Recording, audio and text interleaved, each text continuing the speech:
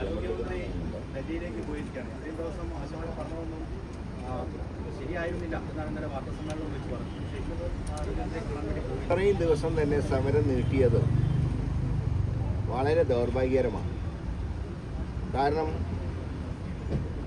സമരത്തിലൂടെ അധികാരത്തിൽ വന്ന ഒരു ഗവൺമെൻറ്റാണെന്ന് കേരളം ഭരിക്കുന്നത്. ആ ഗവൺമെൻറ്റാണ് പാവപ്പെട്ട ആശാ വർക്കർമാരുടെ സമരത്തിനെ പരാജയപ്പെടുത്താൻ വേണ്ടി എല്ലാ വൃത്തികെട്ട രീതികളും സ്വീകരിച്ചു. ഇപ്പോൾ തിരുവനന്തപുരത്തൊക്കെ മിക്ക ദിവസങ്ങളും വൈകുന്നേരം നല്ല മഴയാണ്. ഒരു പെരുമഴയത്താണ് അവരുടെ പന്തൽ പൊളിച്ചത്. മറ്റുള്ളവരുടെ ആരോഗ്യത്തിന് വേണ്ടി പ്രവർത്തിച്ച ആശാ വർക്കർമാരെ മഴയത്തും പകൽ വെയിലത്തും ഇരുത്തിക്കൊണ്ട് അവരെ പരമാവധി മാനസികമായിട്ടും ശാരീരികമായിട്ടും അവരെ പീഡിപ്പിച്ച ഒരു സർക്കാരാണെന്ന് കേരളത്തിൽ.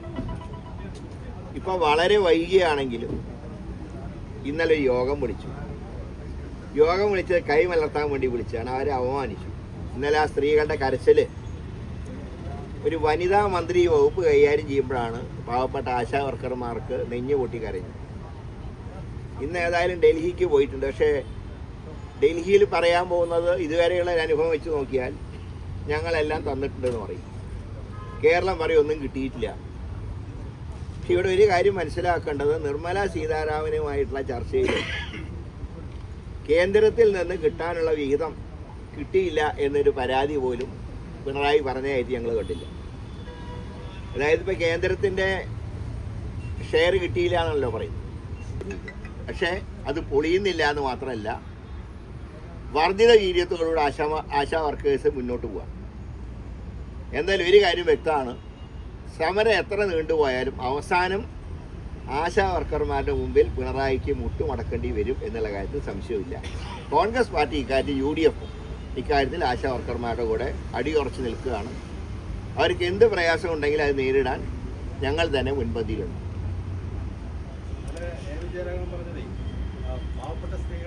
അതായത് പണ്ട് കാലത്ത് കമ്മ്യൂണിസ്റ്റുകാർ അങ്ങനെയാണോ സമരം നയിച്ചത്?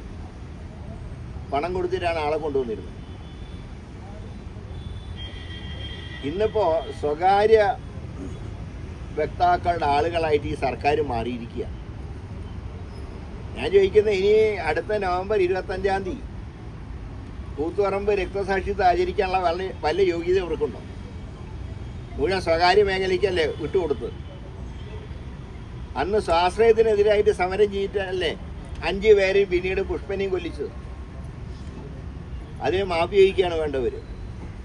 ഇന്ന് പൂർണ്ണമായിട്ടും സ്വകാര്യ വ്യക്തികൾക്ക്, സ്വകാര്യ മാനേജ്മെൻറ്റുകൾക്ക് ഈ സർക്കാർ കീഴടങ്ങിയിരിക്കുന്നു. ഇന്ന് അവർക്ക് സമരം പുച്ഛാണ്, തെറ്റാണ്. അപ്പോൾ ഇന്നലെ വരെ കടന്നു വന്ന വഴികൾ ഇവർ മറന്നു.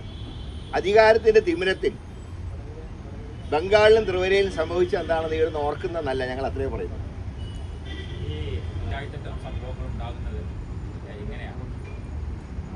ശശി തരൂർ ഈ വിഷയത്തിൽ പാർലമെൻറ്റിൽ സംസാരിക്കുമ്പോൾ ഞാനന്ന് സഭയിൽ അംഗമായിരുന്നു. അന്ന് പാർട്ടി സ്റ്റാൻഡ് തന്നെയാണ് അദ്ദേഹം പ്രസംഗിച്ചത്. അതായത് റഷ്യ ഉക്രൈനിലേക്ക് കടന്നു കയറിയത് തെറ്റായിപ്പോയി, അത് റഷ്യ ചെയ്ത തെറ്റാണെന്ന് അദ്ദേഹം അന്ന് സഭയിൽ പാർട്ടി ലൈൻ അനുസരിച്ച് തന്നെ പ്രസംഗിച്ചു.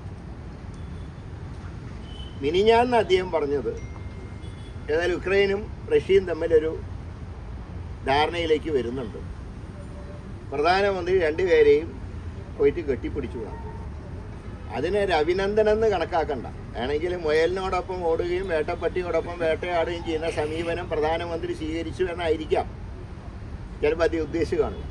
അതല്ലാതെ അതിനൊരു മോഡി സ്തുതി എന്ന് പറഞ്ഞിട്ട് അതിനെ മാറ്റേണ്ട കാര്യമില്ല എന്നാണ് എനിക്ക് ഒരു റീഡിങ് തോന്നിയത്. പക്ഷേ അതേ സമയത്ത് തന്നെ ഒരു ഇൻ്റർനാഷണൽ ഇഷ്യൂ അദ്ദേഹം സംസാരിച്ച സ്തുതിക്ക് അദ്ദേഹം മറ്റൊരു വിഷയം കൂടെ പറയേണ്ടതായിരുന്നു.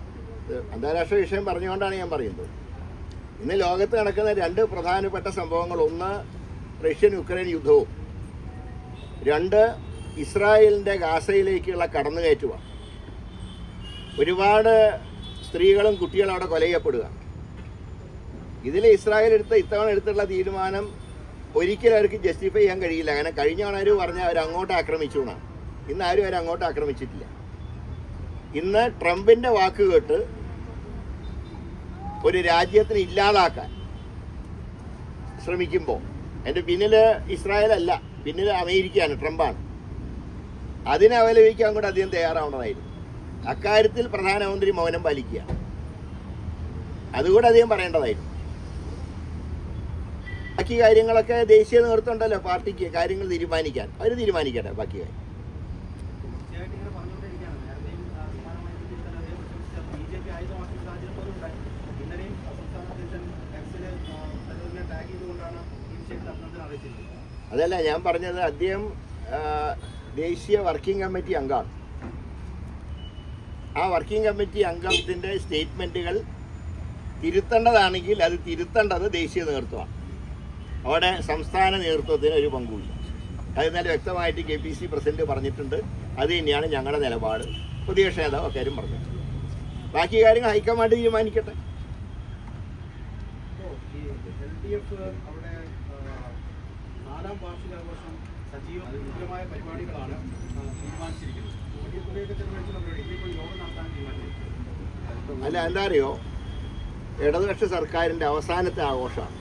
അത് അവർ ആഘോഷിക്കണം. പക്ഷേ ഏറ്റവും രസകരമായിട്ട് കാര്യം പറയാതിരിക്കാൻ നിവൃത്തിയില്ല.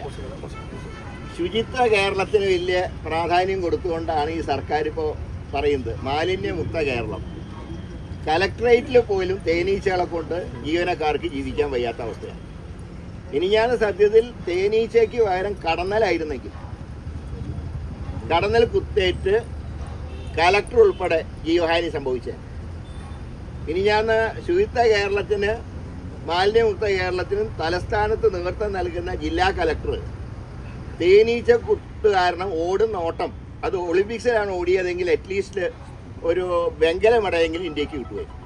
അപ്പോൾ ഇതാണ് ശുചിത്വ കേരളത്തിൻ്റെ ഏറ്റവും വലിയ ഉദാഹരണം. തലസ്ഥാനത്തെ കളക്ട്രേറ്റിലാണ് തേനീച്ച കൂട്. അത് കടന്നൽ കൂടാണെങ്കിലോ ഇനി ഞാൻ മരണം സംഭവിക്കുകയായിരുന്നു കളക്ട്രേറ്റിൻ്റെ അകത്ത്. അപ്പോൾ പറയുന്ന ശുചിത്വം എത്രയുണ്ടെന്ന് ആദ്യം കളക്ട്രേറ്റിൽ നിന്ന് തുടങ്ങണം. അല്ലെങ്കിൽ ഇനി ക്ലിഫ് ഹൗസിൽ പോയി നോക്കിയാൽ അറിയാം അവിടെ എന്തിൻ്റെയൊക്കെ കൂടാണുള്ളത്. അത്രേ ഞാൻ പറയുന്നത്. അതെ, മോഡിയെ പ്രശംസിച്ചോ?